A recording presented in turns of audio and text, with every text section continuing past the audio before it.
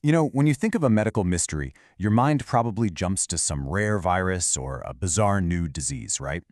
Well, what if I told you about a real-life medical detective story where the culprit was a simple element, something most of us don't even think about?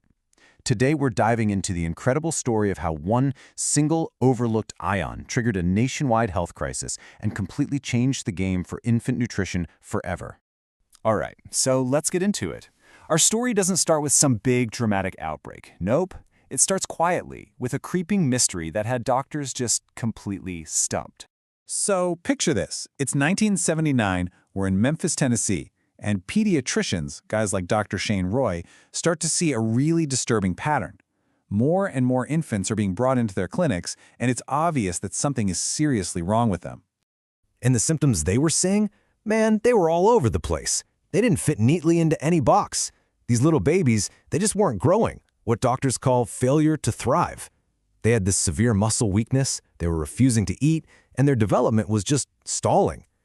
It was this weird mix of signs that didn't point to any single illness they knew of. So you can imagine, this became the huge burning question for the entire medical community. And it wasn't just in Tennessee. Cases were popping up all over the country, and doctors were in a race against time, fighting an enemy they couldn't even identify. So as this whole mystery got deeper, the investigation really kicked into high gear. I mean, when you have a widespread illness like this with no clear cause, you have to start looking for the common thread. And, well, investigators found one in a place nobody ever suspected. Right away, they started ruling out the usual suspects. This just didn't feel like a contagious disease. There was no evidence of some virus or bacteria sweeping through communities. So, scratch that. So if it wasn't something they caught, it had to be something they were all consuming. The investigation pretty quickly zeroed in on the one thing that all of these sick infants absolutely had in common: what they were eating. And then, bam, they found it. Every single one of the affected babies was being fed one of two specific soy-based formulas. This was the breakthrough.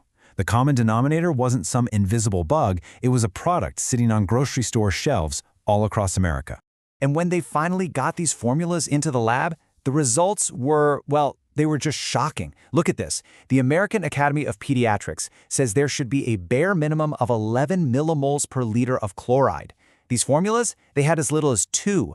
They were starving these infants of a nutrient that is absolutely vital for survival. So you have to be asking, how in the world does something like this even happen? And the crazy part is, it all started with a really well-intentioned idea. See, back in the late 70s, there was this big public health push to cut down on salt, to fight high blood pressure. So the manufacturer, trying to make a healthier product, took out the added salt. But what they didn't realize was that they'd also taken out almost all of the essential chloride along with it. Okay, so this brings us to the big question. What exactly is chloride, and why is it so incredibly important?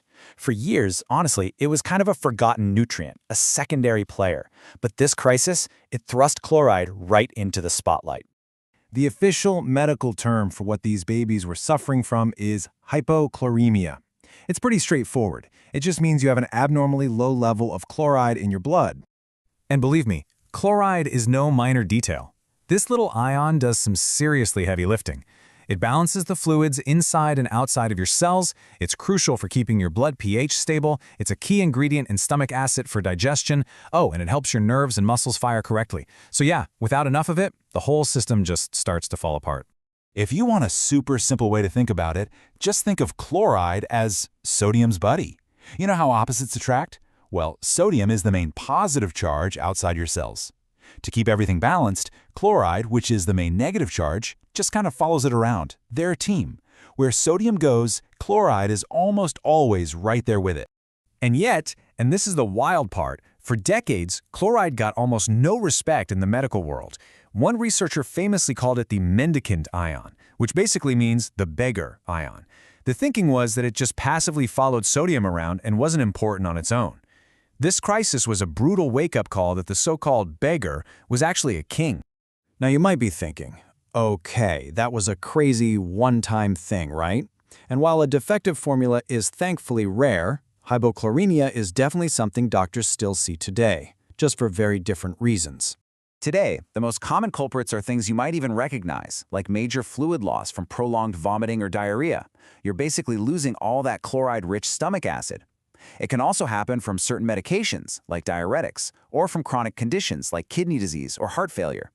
The 1979 outbreak was unique in its cause, but the underlying problem? That's still with us. But what about the aftermath? After the formulas were pulled from the shelves and the immediate crisis was over, what happened then? Because this is where the story has a really long and complicated legacy for public health.